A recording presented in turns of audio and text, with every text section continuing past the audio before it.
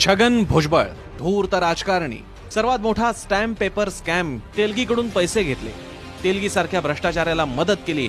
तेलगीनं brain mapping टेस्टमध्ये भुजबळांना पैसे दिल्याची माहिती दिली. आघाडी सरकारमध्ये सार्वजनिक बांधकाम खातं भुजबळांना देण्यात आलं. भुजबळांनी काही कंपन्यांनाच आणि विशिष्ट व्यक्तींनाच सार्वजनिक बांधकाम खात्याची कंत्राटं दिली. महाराष्ट्र सदन घोटाळा हा अशाच प्रकारचा.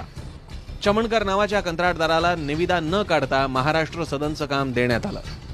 मुंबईतल्या कलिना परिसरातली एक सरकारी जमीन कवडीमोल भावात एका खासगी बिल्डरला दिल्याचा आरोपही भुजबळांवर झाला.